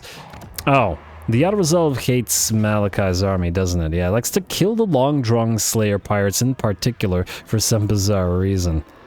And I don't know why. Their stats are... wait. What is it? How are the long-drawn Slayer pirates different than regular Slayer pirates? I guess it is only this thing. They have Dwarf which is an area hex, and... a pretty darn solid one, actually. Melee attack and melee defense, -10, damn. Certainly warrants maybe some aura stacking in terms of debuffs in Malachi's army. Huh. Damn, 73 melee attack as well. Anyway, Scarecrow banner, we're gonna pop it on, I guess, one of you guys. We can't auto-resolve this, so we might fight it, or might fight it between the episodes, because it's a relatively minor battle, depending on what else we have going for us in this particular episode. Vikram Burdrick is fine, Dwinbar Ranulfson is fine, Callan Heldower, you... Alright, let's see what's going on at Karak Angazar. You're mostly building just stuff in order to occupy places for free, like this. Exactly like this. So that we don't have to send Dungrim this way, because it would be a horrific waste of his time. Auto-resolve, and occupy. Alright, fantastic. This will allow us to immediately upgrade Karak to tier 5 as well, and okay, delete this workshop here. And this will probably still be a relatively fortified location, although maybe not. Once these greenskins are done, we'll have Yumis both to the north and south of us. So these places need to be fortified because they're kind of in a freaky territory, and there's basically enemies or potential enemies all around.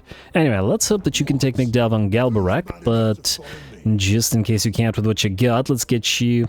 miners are free to recruit now.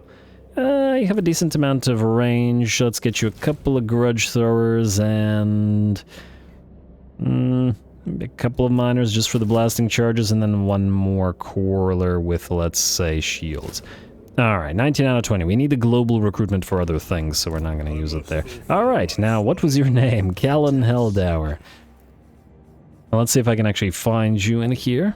I really wish that there was a way to, like, I don't know, pin your location, because you move and then this thing resets and then you don't know where you were in the order anymore. Morgus Death Dealer, yes. You are the one that needs to keep recruiting, or I guess technically this guy needs to keep recruiting. We built a single gyrocopter. Guess we could do the gyrocopters for you. Let's do one regular gyrocopter, maybe... Wait, yeah, regular gyrocopter, a couple gyro bombers, a couple brimstone guns. Or do we want gyro bombers elsewhere? This is kind of a mechanical-ish army. It's got the war sleds, but just generally a run-and-gun army. Although, if it's a run-and-gun army, I could probably use Slayer Pirates as well. I'll think about it. It'll probably want a Thunderbarge, and man, these things take ages to build. Alright, I guess you can have at least one Thunderbarge, although the Thunderbarges are slow. They're so slow that their running and gunning may not be as effective. Though if you have enough of an air force, it doesn't really matter. Yeah, you know what? No Thunderbarge in this one. It would be too similar to Malachai's army, and I want not that at all. A different sort of army. And then Morgus Death Dealer, you can stay here for now. You're going to keep recruiting, and you guys are going to trade units. You three, yes. You're all supposed to move out here towards the undead. And just generally trade your units, or swap units around. Would it be faster to march stance? Really? Alright, all of you go here. We're still gonna trade units. But, oh, okay, you maybe can move further in march stance. There you go. And then all of these heroes are all going into these armies. Also, did I check the Master Engineer this turn? I did. Thane, okay, I don't like any of these things. Let's get a Zuli. And then let's delete a Zuli. Gotta get a Tromac one instead. Next up, we have... it was one of these guys, but I don't remember who it was. Okay, great. Alright, back to looking for who hasn't moved in the order. Okay, you're good. Kazran Grimbrow, you're the one that's stuck while these guys have a lot of armies around you. Rurik Whitebeard, you're just sort of guarding the place, so you don't need to do anything. I'm probably going to rename him to Guardian in a bit. You are here to either transfer these units or possibly start a new army, because somebody needs to burn down the Veil of Webs, as it's going to continue annoying us if we don't. I mean, by annoying us by their existence, they haven't actually done anything. You, Joseph Bugman, you're going to lose these two units. We are going to transfer them to the Fire Slayer army, and Mr. Sundram Cromson will be the one to deliver them. And I guess you're going this way then. Go deliver them. Fire Slayers are going to start up here, together with the Slowdown army. And actually, speaking of the Slowdown army... Ooh, wait, two things we need to do. Okay, you're going to be ready next turn, Mr. Bugman. And, you know what, Squirrel, let's just get you Wayfarer. I don't want to wait too long for the army to be ready to go. Frankly, we'll need another engineer and possibly a Thane, depending on how we want to do it. But anyway, for now, I want to do two things. First, we want to get missions, because there are other enemies that will probably want to, or other units that will probably want to get. Really? Toxer? That's it? I probably shouldn't have even taken that one. Well, whatever. Alright, hold off on that for now. Next up, who was, well, next in the order? It wasn't Brock Ironpick. We moved Ungrim. Oh, actually, might have been... Oh, we're nearly done with this. Alright, good. Hergar Ironwell, you need to keep heading southward with the Explosion Army down to Kazadny Grimtidson. Rorik Granithand, you are stuck where you are, just waiting for the Skaven to do stuff. Bugman, you are stuck for one more turn. At least we don't need to channel in this campaign. And Oldest Redbeard. Still find the name Oldest hilarious. You go here. And I guess we'll move the Tech Thieves as well. Wow, you're a level 20 Tech Thief? Not bad. Might actually just reset you and then actually use you as a non-Tech Thief. Even though they all have Wayfarer, at least the high-level ones can be reused in actual armies, potentially. I don't dislike that. Alright, Hegenbor Brightaxe, you are supposed to join an army. You're Tromac Thane, right? Yeah, you are a Tromac Thane. You know what? Start moving southward. I would... well, continue moving southward, I guess. Maybe we'll just put you in Bugman's army. You're high-level Tromac Thane, not just a regular Tromac Thane. Anyway, I believe that's it. The only one who hasn't moved this yet is Mr. Thorgrim. who I was contemplating whether we should just auto-resolve it or whether we should just fight it. You know, let's fight this one manually real quick. I still don't think the enemy has a chance, but after being impressed with the effectiveness of those who shopped you with Great Bow in that particular battle against them, let's see what they can do here.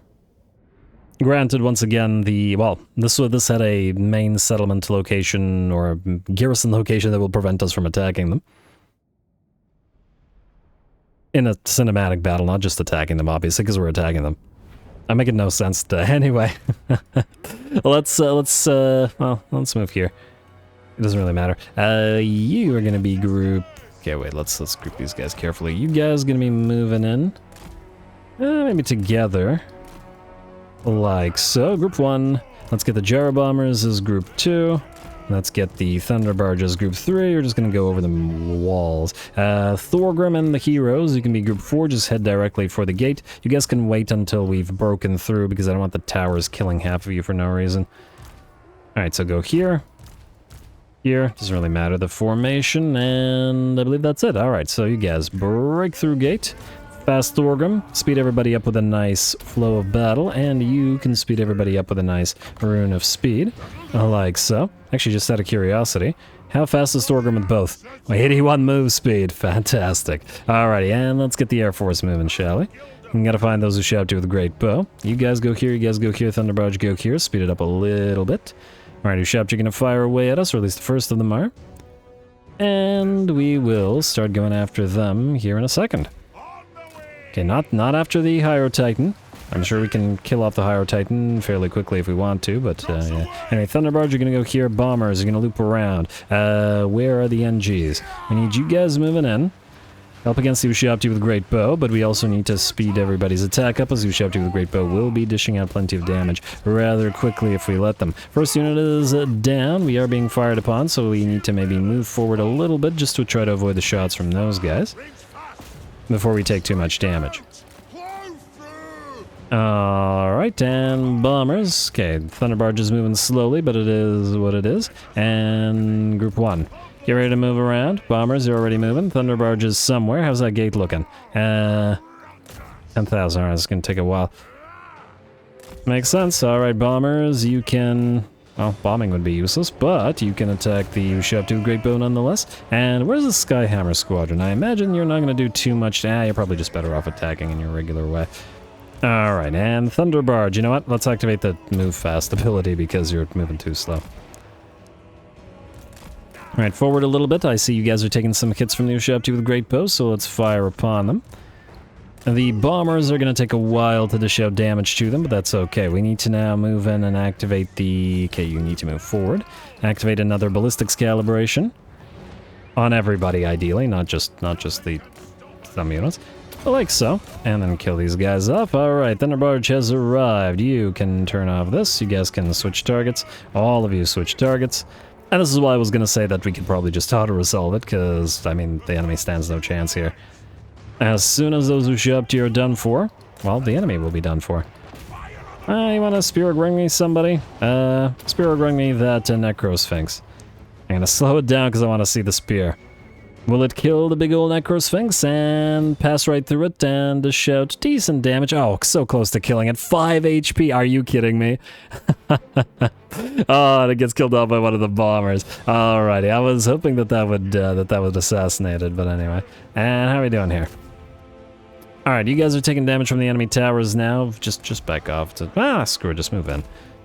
Any damage you take is probably going to be too minimal to be of concern to us. Anyway, let's kill off the enemy lord, and... how's that gate looking? Nearly done. Any enemy infantry units we can fire our 42-pounders through? Not really, I guess. Alright, and then you guys just fire at whatever it is you please to fire at. Like so. Hey, we're through now. Alright, Thunderbarge, everybody, keep doing work. As one does. Thorgrim. And you guys, move on in. Activate your buffs. Anybody else want to activate any kind of buffs? Let's go Rune of Oath and Steel. And just start cutting through these guys. Gotrek, buff yourself up. And Felix, you can buff. I don't know, it doesn't really matter. Just Don't use your healing potion. Buff Thorgrim up. Everybody else is fine. Probably gotta watch out for our own range units doing too much damage. You know what we can also do? Skyhammer Squadron.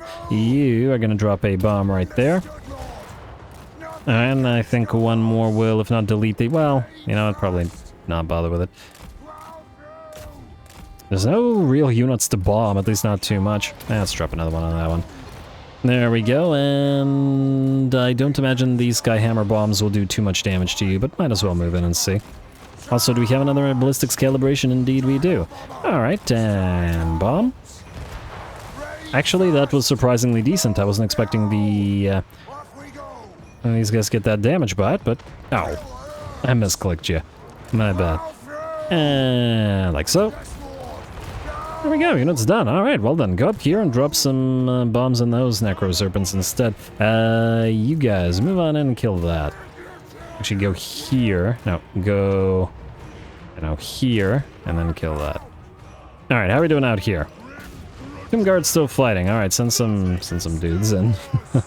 Don't climb, please. Just go through the gate. Alright, I do believe the battle is pretty much done now. Bombers, I'd like you to go and kill the Necropolis Knights. Are they actually running from the Skyhammer Squadron? Maybe they are. Alright, drop a few on them. Alright, and Thunderbarge, you're good. Speed up to max now, and the battle should be just about done. Hyro Titan will melt away in a few seconds, and then the air units will take care of the rest.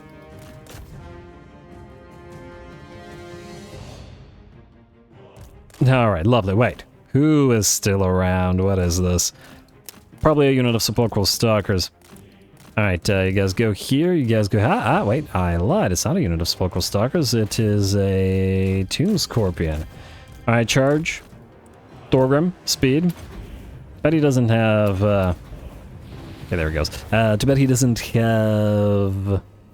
You know, the thing that makes you move faster and gives you vigor back? Foe Seeker.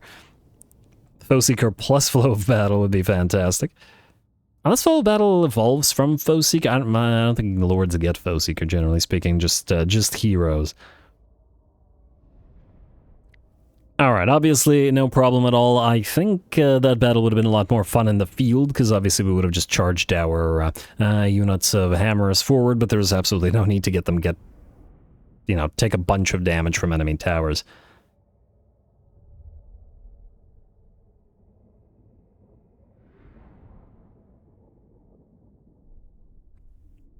I'm almost surprised that the auto-resolve was kind of iffy there, but I mean, it is a pretty insanely elite garrison here. I mean, the enemy army is so strong that I probably wouldn't build that one that strong, because I think it would be too strong, you know what I mean? Anyway, follower gained Rampager standard, and it's at tier 4, meaning we could occupy it at tier 5. I don't need this here. What we do want is still a Karaz Ankor. Decent likelihood we'll fortify the place. We still want the trading depot as well, and then we'll wait for the last building afterwards. Alright. Man, Katab did well for himself. He got a lot of territories. He still doesn't hate us really all that much. Frankly, if we were to peace out with him and just give him a couple of territories, he could probably stick around. But, he's given us some pretty good battles, so I'm not so sure that there isn't any reason to just go ahead and wipe him out. Anyway, 2 more things to do before we can end the turn. 1, building, which should be pretty darn quick, because there isn't much building in the way of buildings to be building. We'll go for the Great Gate here. And I guess we can build the Magma Caverns here, just so we don't have to see that every turn. Alright, then we'll upgrade everything here. Still nowhere near tier 5, but we're up to 413 growth, which is pretty crazy for dwarfs. Tinker's Den and Armory. Frankly, we don't even really need the Tinker's Dens anymore, because our research will probably be maxed out rather soon. Dwarf Hold. We don't need the construction market here, do we? Wow, 10,000 gold? Huh, maybe we do. Just because this one territory is generating a lot of money, with the help, I'm sure, quite a bit, of the construction market. Vaults of Plenty. Let's hope you give us plenty. And what do we have here? Nothing. Alright, good. West Death Pass. Upgrade the Gromrel Forge, upgrade the mine, and then upgrade the Engineer's Workshop at Karak, and everything else is done there. Actually, a lot of territories looks like most of our stuff is done. Aha! We got some stuff to upgrade. Upgrade, please. You, and... Okay, you're good. Definitely focusing on the Oath Gold buildings now, and probably more so than the money-making buildings. At least I think they're more critical. Fortunately, several of the Deep's terror-struck buildings will provide that to us, which is nice. Karagloon, we're not upgrading you because you're waiting. In terms of building the shrine, Dwarf Fear Stash, 72 kegs. Not bad. Not bad at all. It's a significant number of kegs. Grand Entrance Halls. And repurposed counting room, and then repurposed guild foundries. Shaded away. Yes to the upgrade the Ornate Great Gate. Yes to the upgrade to the Guild Masters Council. Might as well get some Thunder Barge capacity. Hello, what do we have here? Plus 10 research rate, but 10 Skaven corruption. Huh. It's kind of not worth it. An old Tigeraki laboratory long since abandoned in the deeps. Perhaps there is something to be learned from this place, but beware, corruption remains. I think we'll just delete it. And this is Kradtamen. Not generating a crazy amount of money, but probably enough money still to warrant building a... I forgot what it was called. This thing. Yeah. Repurposed clan goldsmiths. Just for the additional cash. And then we'll go for the Underdeep Mine for more Oath Gold. Ever more Oath Gold. And then Mork's Club. Yeah, I guess we could build a Deeps here. Go for it. New Strigos. Yes to the mine. Yes to the... Deeps, and we're nearly out of decrees again, but that's as it should be. Alright. Montdidier Pass, you are going to go for an Ornate Great Gate, and that means we are probably not complete in terms of upgrading everything. We are missing the Underdeep trade routes, but we might want to build the Unstable Magma Caverns here. I think we're up to 6 unless I'm mistaken, and I said I wanted 10, and that is still the case, so 4 more. Hopefully I can remember that it was 4. Alrighty, and there we go, that's one of the new ones. You can be upgraded, Great Gate. Man, they take so much money now. Well, mostly because we're not sort of changing them up. And upgrade the Dwarf Keep, we don't need the Toolmakers, we don't need the Drinking Hall, and we don't need the Stonebeard Breakery. Every time I think every time I read this thing, I say something else. Azgal, yeah, we'll change up everything else there afterwards. Alright, Deep Grung are cool, and I guess another trading depot. We will still want the trading depots for the growth in the main territories, though we will want to fortify Kiraknorn quite a bit. Yeah. What did I forget? A Dragon Crag? Oh, right, we don't need to build anything there. And Grim Kadrin. I assume, yeah, you're waiting for Magma Caverns. What are you doing? Waiting for Magma Caverns? Alright. Huh, so that's 3. If we have one more location that's waiting for Magma Caverns, that'll be all 4, and then we won't need any more. This is in Lair of the Troll King, meaning we probably don't need the trading depot, meaning we can do the Tinker's Den, I guess.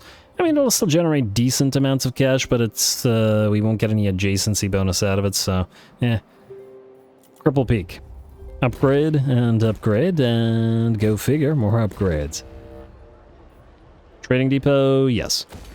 Alright, and nearly done with the admin for this turn. Ooh, hello, another one of these being completed, and another Magma Cavern. Okay, that was the 6th or 5th one, unless I'm mistaken. I think we still need to upgrade 1, so it would have had to be the 5th. Yes.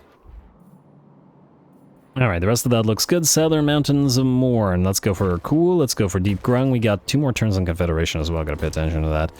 And actually confederate the, Karak Azorn guys. You were just built, meaning we can go for ruined counting rooms, we can go for ruined guild foundries, and then lastly we can go for the thing that gives us Oath Gold, which is this one. Alright, next up, West Giant Home Mountains.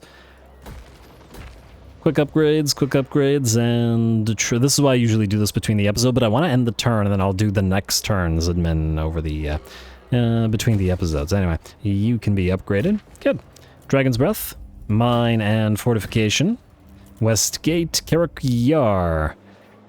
Yes to the upgrade. Not anything else to build there. What do you have? You are waiting for Unstable Magma Caverns. Black Mounds. You are going to get the money upgrades and the Oath Gold, or other upgrades. You, I think I just clicked. And we're nearing the end. Alright, just a little more. Still gotta do this. Can't just leave all these things unbuilt over the course of the turn, because they do take time to build after all, and then you can get the Oath Gold building. Good. Mountain... Huh. Oh, right, this is one of the places where we will complete it after we confederate, so we can't do it yet. A River Tabal. You are being traded. Okay, and I'm just going to assume... Okay. You are not being traded. Oh, I guess most of the places where the income is not being collected are places that we're looking to trade, eh?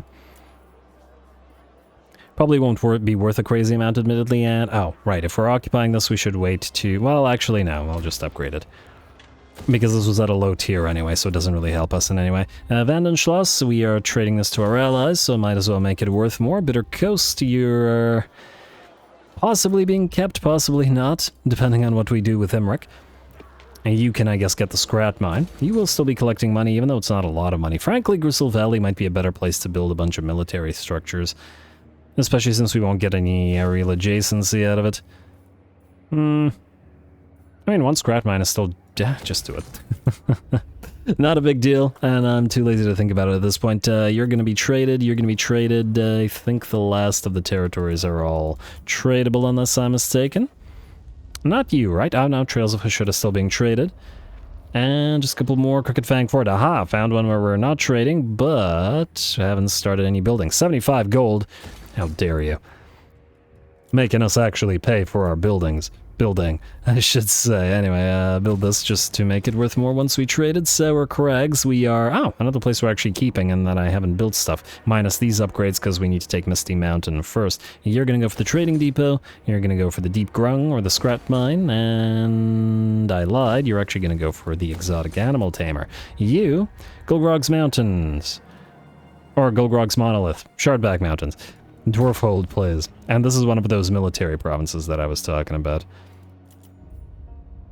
And they're actually good in terms of public order, so we should just collect the income here.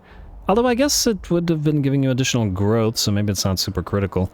It's not like you're generating a lot of cash. On the other hand, it might be nice to go to 999,999, basically.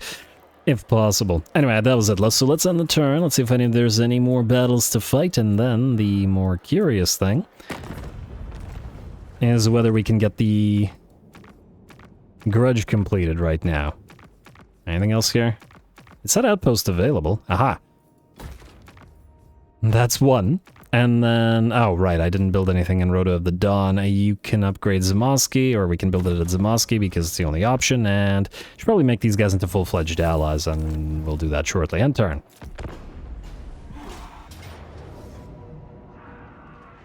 Alright, they will indeed sally out, and apparently the Beastmen are gonna help us. Sure, Beastmen. Let's see how those axes do hitting you in the back of the head while you're fighting the orcs. That's the plan anyway. Should be pretty fun and a very weird matchup. And I just realized that you can't decline aid from a faction, which is kind of bizarre, but, well, whatever. Go.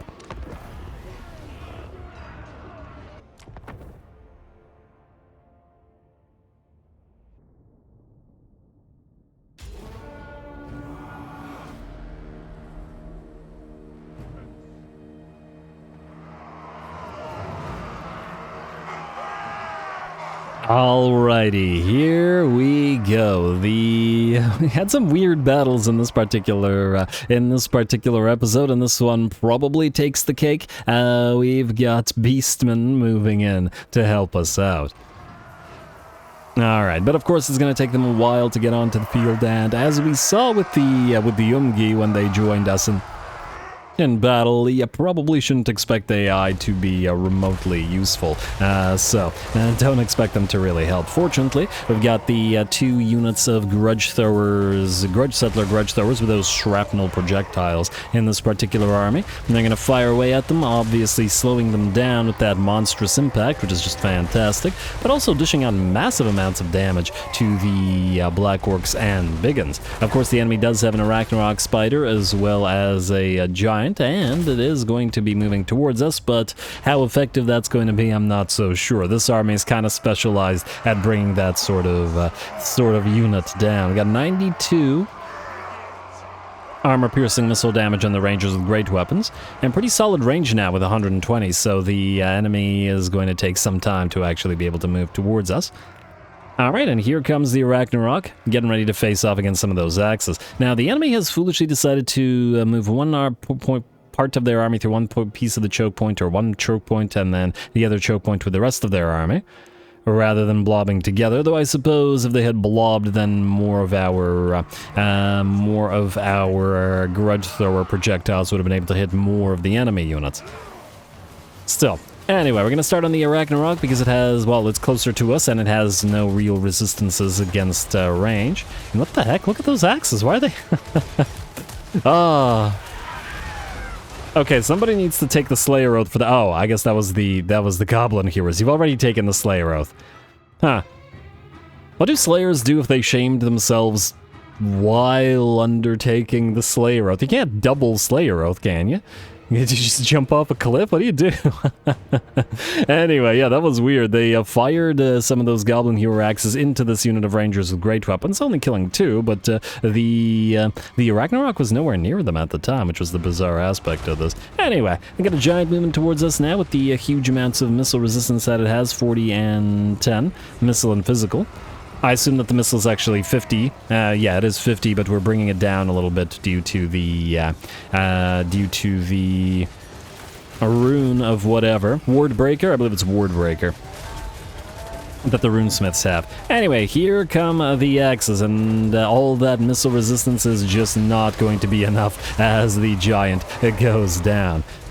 Fortunately, the giant used its bulk to distract us, being a big old target and all, and we'll start moving towards attacking or axing the Biggins and the Black Orcs, which are, well, in pretty bad shape already. Frankly, the enemy having split their army up in this manner probably means they don't have sufficient units to actually be able to reach our lines. And interestingly, elite armies actually work very poorly against this Axestorm army of ours. It's kind of specialized towards fighting elite enemies in sort of one-on-one armies. The best way to deal with our army is to actually mob them with piles and piles of trash units. The Skaven, and when this army fought, what was it, like 2.5 stacks, came the closest to wiping this army out just by virtue of having all those numbers. And the fact that I assume there's a lot of overkill damage when you're firing those high damage dealing axe throwing axes at the Skaven when they have like hundreds and hundreds of, or thousands and thousands of garbage clan rats and Skaven slaves. Anyway, looks like the first of the enemy armies, well, the half of the enemy army has been destroyed at this point. Gonna make sure we bring them down completely with our grudge throwers and our one engineer, while the Beastmen have made their way onto the battlefield and are actually trying to go after the runners rather than moving towards the actual enemy. Am I surprised? No.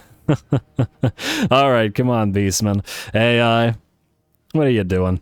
I still think that you should be able to decline help from a particular enemy. But anyway, we're going to reposition ourselves and start firing upon the enemy with those grudge throwers. These guys are done repositioning themselves by the looks of it, and are finally moving towards us. Took a little bit too long to do so, however, and now they're in trouble. And it looks like the Beastmen are going to be waiting for them as well, rather than moving towards them. I was hoping to use them as something of a meat shield and something of a target practice for our artillery.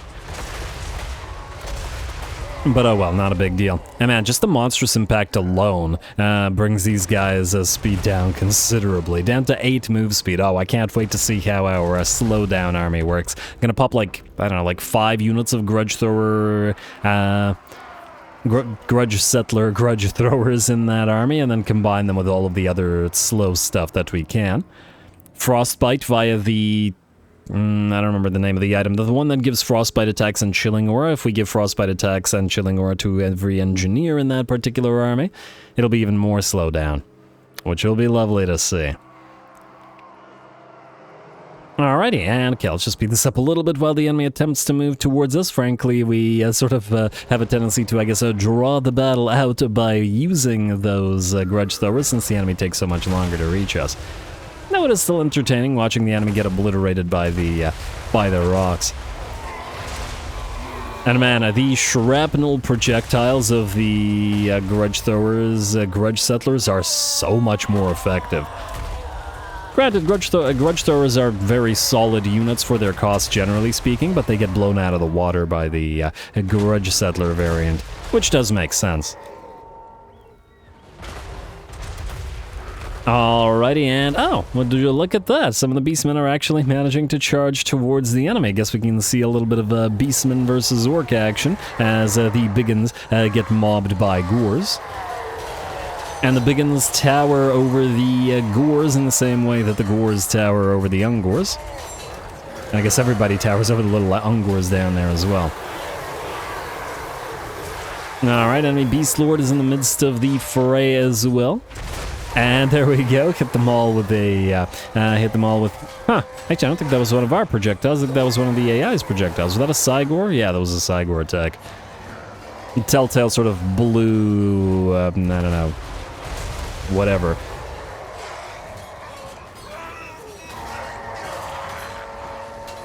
Alright, and the Beastmen keep fighting. They're holding off some of the enemies. Looks like one of the Ungor spears are done for. And in the meantime, oh, it looks like some of the enemies are actually finally at last drawing close to the Axe Storm. As to whether that was an actual good decision on the enemy's part, I'd wager it was not. The Boar Boys are obliterated, and ooh, here comes some trolls. Down to half HP already. And the closer they get, the more axes start flying towards them. I guess they weren't watching what happened to that giant. And here comes another unit. Oh, I love watching the units melt away under the axe fire. For some reason, I find it a lot more entertaining than watching units melt away under quarrel fire or arrow fire. Alright, and here comes the... I can't even finish the sentence. Enemy Lord loses its head to all of those axes, and it looks like with that, the enemy army is done for. Beastmen did a little bit of work here, and hey, maybe they can even chase down some of those enemies, since they've got a lot of those beast hounds, Beastmen warhounds, sure, running around and chasing the enemy. Oh, yeah, but the enemy is sort of... Hey, come on, this is where you shine. You chase enemies down, you don't let them escape. Ugh, AI, you are so useless. Anyway, I guess we'll do it ourselves. And I tried to fire upon some of the Ungors here, but it didn't quite work, so oh well.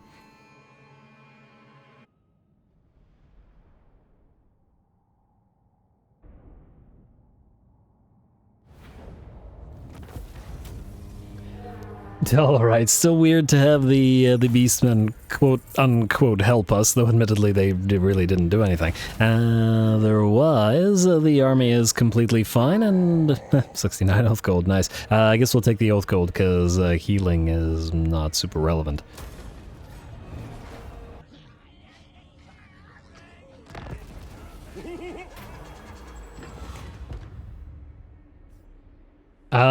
Throne at 8 Peaks, you have reconquered the ancient hold of Karak 8 Peaks and sufficiently restored its deeps to their former glory. Such an event provides the opportunity to move your throne and the seat of your power to this new capital, should you wish. Your capital becomes Karak 8 Peaks. Why would we do this for Thorgrim? I don't think we would. Keep Karaz-a-Karak. And it would be nice if this gave us some kind of buff, but I'm not sure that it would. Anyway, Stonemason, Ranger's Quivers, Stonemason, Dwarfen Tattooist, Stonemason, and Settlement Sack Thuraville. That's the Skaven up north of the settlement that's on the lowlands that we don't care about. Now, one very irritating thing happened at the end of the... at the end of this battle was, for whatever reason, okay, Settlement Sack, Thunderguts Hold, Kazarak discovered, Joseph Azorn, okay, yeah, Seasoned Campaigner, Constructor, Enemy Killed, Stonemason, Dwarfen Tattooist, Stonemason, Dwarfen Tattooist, okay, that's enough of that. Annoying thing happened is this essentially broke our siege, but we appeared to be fine, so whatever. I forgot whether I mentioned this or not, but I think one of the interesting things that I ended up doing with this army is, well, generally it's pretty fun, but the fact that this army now has effectively infinite ammunition is pretty neat. The Engineer's Knapsack was given to the Runesmith, the Thane, the Dragon Slayer, and we have reload on both the Master Engineers and Guildmasters. If you guys remember, this army would generally have a tendency to run out of ammunition in the early game, but then, or now, that very much doesn't happen anymore, as we could just keep the Goblin Hewers infinitely topped up, and the Axe Storm ever continuing. Which is a grand thing. Anyway, it looks like the Move Your Throne did not in fact count for... Well, we completed the Legendary Grudge, but it did not count for the Short Victory condition. Complete one major grudge. 1 out of 4. I don't know. What I do know is that Biligar can now move to Dock Karaz, and that will complete Retake the Realms Part 2. And we'll just auto-resolve it.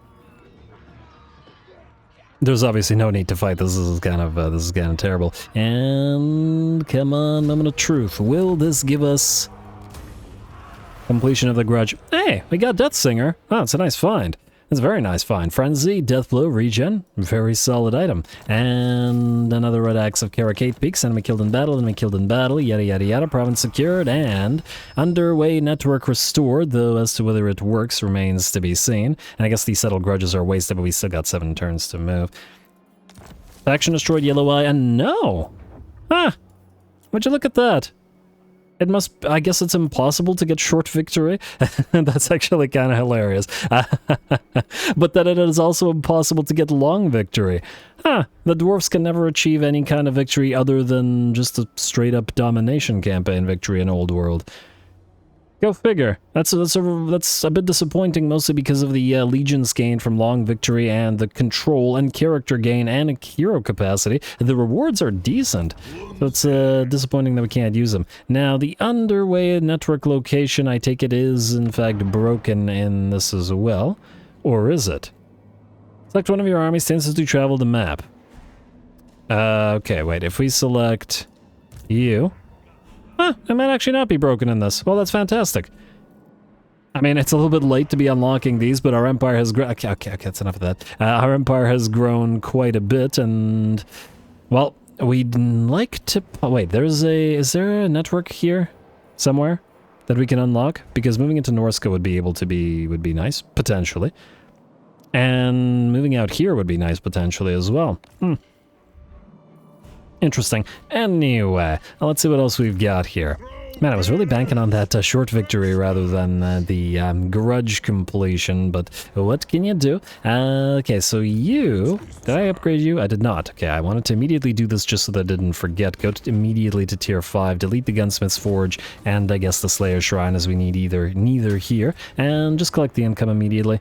You'll be fine. The Confederation debuff will be gone next turn anyway. Alright. And I guess you can build the Karaz Ankor while you're there, and the mine, and the trading depot. Beautiful. And hey, where are you going? Red Shield Fort. Hey, how dare you guys have more than 0 territories? Frickin' Greybeards prospectors. Alright, let's take a new tech. Way of the Clans, we still have 7 turns, so we are not in a hurry there. I have been hankering to get the... There we go. Vanguard deployment for gyrocopters, bombers, and thunder barges. I think it's pretty necessary. Next, I would like to see how long it takes Malachi to... Oh, I forgot to... I got to take this. Huh. I thought he was moving to Dajin. Wait, are you able to auto-resolve this now? No, you're not. Okay. I will fight this between the episodes because it's a horrific waste of time. My bad, I have a tendency to forget these on occasion, so, well, I did it here as well. Anyway, I guess it gives more time for Azgal to build up an actual proper army to fight us, to be fair. Anyway, I assume that Mr. Dwinbar Ranulfson can move in to take these 2 locations, and Rusty Dagger's Hold will probably not fall to anything short of a full stack. So I guess we're gonna move up to Bloodspike Mesa then. I declare war on them. Yeah, thanks, Thorgrim, but we've been having a war with them for quite a while now. Let's take Bloodspike Mesa with an auto-resolve. Occupy. Alright, not too bad. And we'll delete the clan barracks in the Dwarf Tinker's shop, and we won't upgrade it because we'll want to upgrade Khazad-drung immediately to tier 5. Who's next? And Joseph of Zorn. Oh, right. Between... the AI is so annoying in that it foiled our ambush, but it didn't attack us. It went instead for Thundergut's Hold, knowing that next turn it would be destroyed, as in this particular army. And it would rather lose an army that would cost, I don't know, however many turns to recruit, and however much money to upkeep, and however much money to actually get that recruitment going, just to slightly annoy us. That's the AI for you. And of course lose the Lord as well. We'll heal up. Because we'll want to... we can't actually move in here. Alright, now this might be worth fighting. We've got a full stack-ish. We've got, well, we got some stuff there. Actually, not sure that it is actually worth fighting. Let's see what the auto-resolve says about this. They actually managed to take another territory from Malice. It's kind of weak. Frankly, all of the gobbos, the hobgobs, and the nobblers will be obliterated from a distance by our flame cannons, and they'll never reach our line. Might just be auto-resolvable. I think we've got much more interesting battles than this at this point in the game, so it's kind of meh. Ulfar Norgrimling. And King Azrael. Alright, first of all, where did Vlad recover? Okay, so he recovered in this direction. And I guess having taken Castle Tempelhof, which actually can't really defend itself, but we don't have enough, Are you still at war with these guys? Yes, you are. I mean, we could move to take these territories, try to get there before Vlad retakes Eschen, but he'll just move to retake Eschen. I guess we were intending to go this way, so I think that's still what we're going to do. So you are going to go to Eschen, you are going to go near to Eschen, and we will we'll go after Vlad and Zerdan. Like so. And then, well, it would be nice if we could take both, but I'm not sure that we can. Waldenab, this location is actually pretty cool with the bridges and the difficulty to reach it. Difficult nature of actually reaching it, whatever. Anyway. You're fine as you are. Snorri Morgrimel. Yes, you are trying to get these guys to Ungrim. Ungrim. Munzig is still being held by the rats. Let's see what's going on at Migdal von Galbarak. I guess we're going to have to move you southward for at least one turn. Okay, this is obviously auto-resolvable. Oh, I forgot to quick save. Please don't crash now. Okay, now we're okay. Stone Mason, Black Mountains secured. We will immediately go into High King's Tribute. Minus 13. That's rude. Oh well, it'll fix itself. And we're already upgrading to tier 5, meaning we can go tier 3, and then tier 1, and then build whatever it is we need here. Alright, then Ungrim, I guess you're moving to Munzig, and I do believe wiping out Clan Ferric. Huh, maybe while you're here, we'll have you hit the Veil of Webs. There's a lot of orcs there. Anyway, this is auto-resolvable, and this time I'm not going to forget to quick save. Anyway, let's hope that we get enough XP on these guys to finally level a couple of them up. Ungrim has been waiting. And that doesn't look like it. Just short to occupy. Alrighty, and what do we got here? Man, the Grudge Settler Slayers keep getting a lot more damage than the rest of the Slayers. What the heck is up with that? Oh, you actually can reach them. Fantastic. So, Clan Destroyed, Clan Ferric, you are going to move to Ungrim. And you're going to take whichever Slayers have the least amount of XP, which I believe is the second one and the last one. Hopefully it's in the correct order. Alright, you two. And you two. There we go. Fantastic. That means these two will... Yeah, these three will all become various other type of Slayers, Doom Seekers and Giant Seekers, and then that's the army completed. We don't have any spare units, right? One, two. Yeah, no spare units, so that's the army completed, unless we want to get rid of the Dragonback Slayers to put into, like, the Fire Slayer army or something, which is possible, but isn't the most necessary at this time. Anyway, and nice to see the Clan Ferric is destroyed, and hey, we've linked up with this portion of the map. That's fantastic. We also now got to link these two portions of the map, and King Azrael will get on that, because it's on the way through Silver Pinnacle. Grimly. Are you ready to nearly wipe these guys out? I guess we'll have Grimly head down to Drake Fjord Port and Hellworm Glacier, and then once these two are taken, Gromby will advance this way. Actually, speaking of Gromby, speaking of everybody else, are you able to reach Icicle Pass from here? Yes, and it still has nothing? It still has nothing. Alright, it's time to declare war on these guys who are allied with whoever. Snakebeard's Artificers will join your war against these guys. Give us money. From you, we will take money because you're a Chaos Dwarf. Frankly, we shouldn't even be talking to them, but whatever. Alrighty, and you will retake Icicle Pass. Remember, these guys did declare war on us. Obviously not now, but previously. And that shouldn't stand. Alrighty, and we'll start by upgrading Krakadrak, but we'll upgrade everything here, just generally speaking. Also, this needs tier 4, but fortunately we got a fair bit of growth going because of our, because of all of our trading depots all over our faction. Auto-resolve. Occupy. Razor Standard, East Giant Hill Mountains, and Karaz-a-Karak now secured, and yeah, you're gonna go into High King's Tribute. And we'll need to fix this public order here with a nice quest battle. Ah, there's their stuff. Alright, you're gonna go to Hellworm Glacier. And we'll see if these guys attempt to fight us off, and then we can just jump southward towards Third Circle and start on the Hell Pit with Grimbrindle. Gotta fight him after all. On Resolve. And then Grimly can finally move to link up with Oshiotla, because he's also been waiting to do that. Alrighty, and we're obviously not keeping this. This is all going to Boris, meaning we are free to... I'm probably not going to bother upgrading this to tier 5 because it's going to take too long. We'll probably trade it before that, so we might as well upgrade the minor settlements as well. Make them worth more for when we inevitably trade them away. Anyway, I assume that having moved those guys, that was somewhat out of order, at least to some degree. Benar Kandreskelson. We're in range of the elves if we want to attack them now. How many territories do these guys have? 3? Yeah, 3. I mean, it is an opportunity to fight an enemy type that we haven't fought yet. Huh, look at that. Dahalas Camp Dwarf Rebels. Who do you become? Karak Azul? They have the same symbol as the Karak Azul reinforcements did in the Grimbrindle battle, the relevant Grimbrindle battle. Hey, Gouge of Face Smasher. I wonder if you're nearby. Whoa, hello, we got some solid stuff here. Wait. And, what the heck? I think that's a bug. I think it will actually take more than 0 turns to build this stuff. This is Stormhenge? Ah, it's a walled settlement. Alright, well, I'm willing to bet that they'll be willing to sally out. So that's good. That's very good. Anyway, folks, I think with that, I'm probably going to call the episode here. I don't see another battle happening right now, at least not in this portion of the map. And there's a bunch of sort of boring admin that I got to do in the sense that I want to trade units between these 3 armies to create different armies, as in themed armies. And just double checking that nobody is near a battle anywhere, and I don't think they are. Yeah, so I'll probably end the turn and...